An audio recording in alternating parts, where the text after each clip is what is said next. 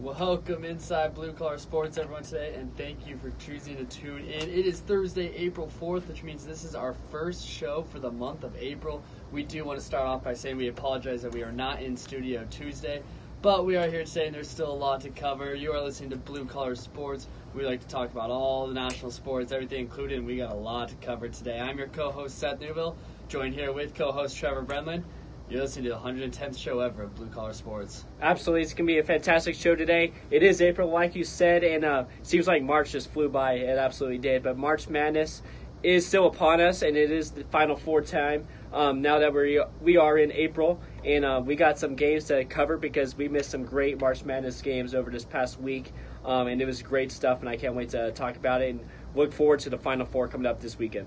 Yeah, it's a beautiful day down here in Boise, Idaho, as we're in the Pulse Radio studio at Boise State University. Trev just mentioned we were going to start with a little March Madness recap. Last time we talked, I believe we were on the day we were starting Sweet 16. The Sweet 16. And so obviously we've had the Sweet 16, we've had the Elite Eight. We know our Final Four now. A lot of people kind of disappointed in the Final Four, but we're going to talk about that right now. I can't wait for it personally. But let's start with just the Sweet 16 and the Elite Eight matchups. Absolutely. Well, let's go back to the Sweet 16. Two games stood out to me. By the way, we talked about before the Sweet 16 and Elite Eight happened that my bracket was fantastic. I was leading the way in the Blue Collar Sports bracket challenge on ESPN. Hope your bracket is on there and you're doing well. But my bracket was leading the way. But after the Sweet 16 and Elite Eight, it fell apart. Now I am down and out of it. I'm not going to win. Shout out to Cade, though. Cade Davenport, he is leading the way right now in the bracket. He does have one of the Final Four teams winning it all, so we will touch on that in a little bit. But let's go back to the Sweet 16, where two games stood out to me. That was the Purdue and Tennessee game, which was fantastic. That was a heartbreak. And the Auburn and North Carolina game, which is another amazing game. Going to Purdue and Tennessee, I was all for Tennessee. I had them winning. I know, Seth, you had them. I had them winning it all. But Purdue showed a lot of grit and a lot of hard work. Purdue is a great team. And they really came out of nowhere, one of the hottest teams in college basketball at the point of the Sweet 16. They really impressed me a lot in this game, and it lived up to the hype of what this game was going to be. I knew it was going to be a fantastic game. Yeah, it was a heartbreaker for me, obviously, watching this one, picking Tennessee. But I really did like this Purdue team. I remember coming into the tournament, I was thinking, I knew I was big on Texas Tech. I have them in my Final Four. It's the one Final Four team I actually picked. Correct. But I was big on them. I knew I was going to be big on Tennessee, and Purdue was the other team I really liked. Unfortunately, Purdue had to play Tennessee, who I had picked to win it all. But Purdue, we're going to get to them when we get to the Elite Eight as well. It's one heck of a game there as well. But the Sweet 16 in general, for me, I thought kind of was a disappointment. Okay. We saw North Carolina go down. That was a big-time game. But then once we got to the Elite Eight, I think that's when things really went up.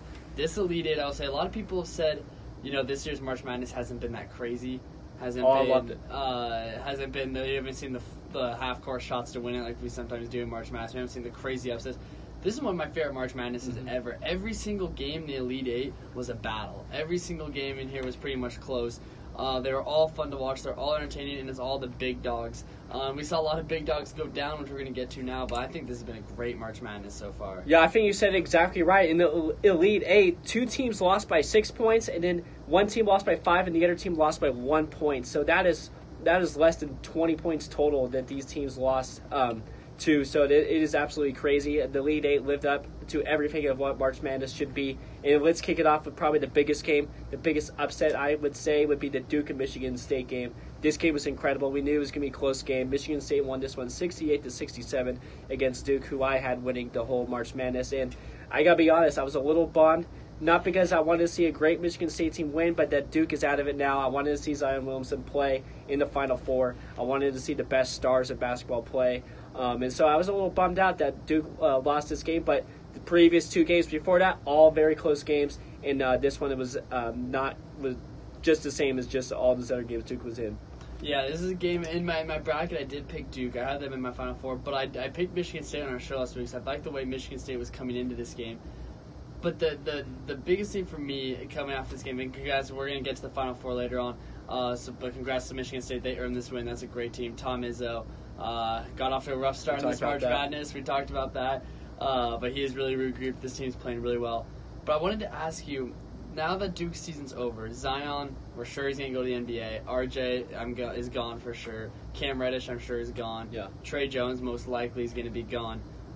When you look back at their freshman season, do you consider this year a disappointment for Duke? Yeah, I think failure is a hard word to put, but I would say it is a disappointment because they were the heavy favorites to win it all. And anytime you don't live up to those expectations, I think it is a little bit of a disappointment. Duke had the most stars of any team by far in the March Madness, possibly the number 1 and number 2 picks in the NBA draft. I think at the very least they should get to the Final Four and just win it all. I think this is what Duke really wanted. That was their expectations. They did not get there. So for me, it is a little bit of a disappointment. But they still played great basketball, and just they weren't really able to figure it out. Just the one thing, though, they got a lot of great individual talent, but as a team, I couldn't really see them put it all together during one game of March Madness. And so it showed against this game, against a great Michigan State team that plays together, and it definitely showed in the Elite Eight. Yeah, it's interesting, the conversation about whether if it's a disappointment or not. I think it's a disappointment, but at the end of the day, I think it shows just how hard it is to win March Madness. You look back, and this team, what it reminded me of was the Fab Five in the Michigan days. If you've never seen the Fab Five, one of my favorite ESPN 3-for-30s ever made. If not, probably is my favorite. Incredible, but about the 5 Michigan freshmen coming in. You look at this recruiting class. Zion Williamson was number 2. R.J. Barrett was number 1. Yeah. Cam Reddish, I believe, was 3 or 4 on the recruit list, and Trey Jones was top 20 as well. And to come in here with all this expectation, I know they're young, they're freshmen, but to be honest, the whole year they really never at one point, I thought, dominated. Okay. Even when they were at the top, they lost early in the Maui Invitational to Gonzaga. Right. I know they battled injuries a little bit. Cam Reddish has been banged up. Zion Williamson, of course, with his big injury. They did win the ACC tournament. That was the peak of their season. But they didn't win the regular season title. And then they come in as the number 1 seed. They're red hot. Almost lose to UCF. Almost lose to Virginia Tech. And then go down to Michigan State. Yeah. I do think this was a disappointment, but I just think it goes to show how hard it is to win March Madness. And we talk about one and done. We talk about all these big rules. You look at these teams remaining. They're built around seniors, and they're built around guys that have been there. Virginia, those guys have been there. They lost last year in round 1. They know what it's like now. They understand it. Michigan State, Cassius Winston, best player, he's a senior. These guys, they're built around these programs, these programs are built around their seniors and keeping these guys together. The one and done guys, fun to watch, but they don't necessarily translate to wins. John Calipari, we haven't seen him in a whole lot of Final Fours. No. Coach K, it's been a while. I know they won it a couple years ago with Jaleel Okafor and that team. But Coach K, to be honest, doesn't make the Final Four that often. It's tough adapting that. You're going to sell tickets. You're going to get the big names. But necessarily winning March Madness is very, very difficult to do. It is absolutely hard, and it shows you that these incoming freshmen, it takes a long time to develop a chemistry.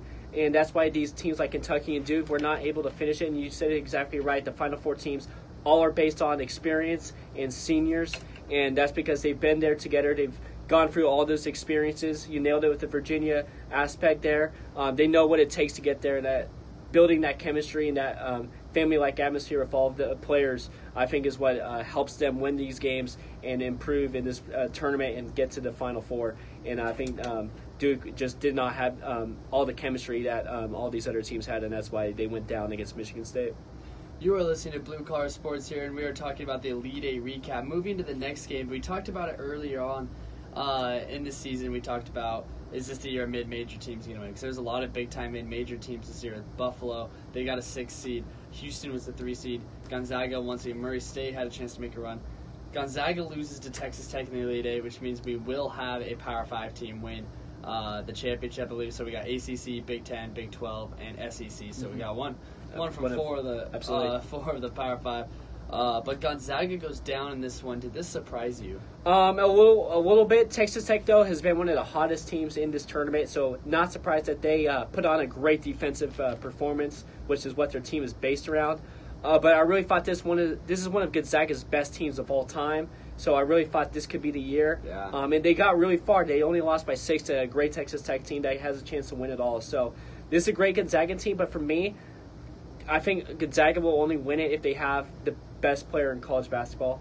That's when this Gonzaga will be a team that can win it all, is when they have a dominant player that can lift the team by himself and lift this team all the way to the Final Four. Yeah, they ran to They didn't match up very well with Texas Tech. Texas Tech is a very athletic, big, lanky team. That's why I like this team a lot. I'm going to talk a lot more about Texas Tech next segment. But Gonzaga, I don't think it's a disappointing season. No. I know they didn't even win their conference tournament, which rarely happens. They did lose to St. Mary's in their conference tournament. But still, I thought they had a great year. But we will see a Power 5 school win. Moving on to the next game in Virginia, Purdue. This is a game we watched. This game was down to the wire. I think this was probably my favorite game of March Madness. Okay, yeah. So far, that was very entertaining. Carson Edwards goes 42 in a loss, but one of the more dominant playoff runs, or March Madness runs I've seen in a long time. And a lot of people are comparing it to Steph Curry's Davidson run. Okay. He actually scored more than Steph Curry did in their Elite Eight run. But it was interesting because I was looking this morning. I was stuck at a car dealership, how to get my car fixed or whatever. Stuck there for a while. That doesn't sound fun. Not fun, but I had my computer, so I was looking at the NBA mock draft. Oh, yeah? Funny note, they have the Warriors taking Carson Edwards at number 28. But I thought that was a funny note. But he has an incredible one. Purdue does fall short, though, to Virginia. What were your thoughts on this game? Yeah, Edwards was fantastic. He put on an absolute performance. I think definitely helped his draft stock. He'll be in the first round for sure. I really like him as a player. He proved a lot. He was making everything for Purdue. But it went up against another great team in Virginia, and this game was super close. And Virginia somehow found a way to get a last-second bucket that forced this game into overtime. And I felt like going into overtime, it is Virginia's game to lose. It kind of killed Purdue's just energy that they had going in. They thought they had it wrapped up. It kind of killed their energy that they had to play 5 more minutes. And so I thought this is a good matchup for Virginia to win. And I was rooting for Virginia. This is the only team I have in my Final Four currently. And so they went down last year, of course, with being the only team ever to lose to a 16 seed in the first round. I think this is a great story, a great comeback for Virginia to come all the way back to the Final Four and prove that that happens, but they can come back and learn from it and be one of the more dominant teams. So I'm really impressed by Virginia, and they are, I'll get to it, my favorite to win the Final Four right now. But I really like what they did against Purdue, which is another great team. They both put on a great performance. It was definitely the best game of March Madness so far. Yeah, pretty remarkable to see Virginia in this situation. And hats off to Tony Bennett. He's been one of my favorite coaches for a while, but he's not been able to win in March Madness, especially obviously losing to the 16 seed last year. They are the lone 1 seed remaining, and we will talk about that heading into the next segment. But the last game, Auburn beats Kentucky. Mm-hmm. This game really surprised me. I'm going to talk about this here in a second, but what were your thoughts on this game?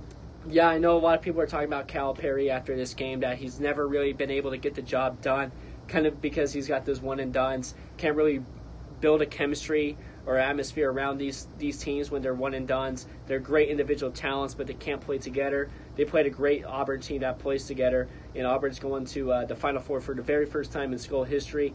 My biggest takeaway is that Charles Barkley is super excited about this. I saw videos of him jumping up and down. I haven't seen him leap that high in forever. Who knows that? But it's really cool to see a great school like Auburn make it to the Final Four. But the biggest takeaway is that Kentucky should have won this game. Yeah.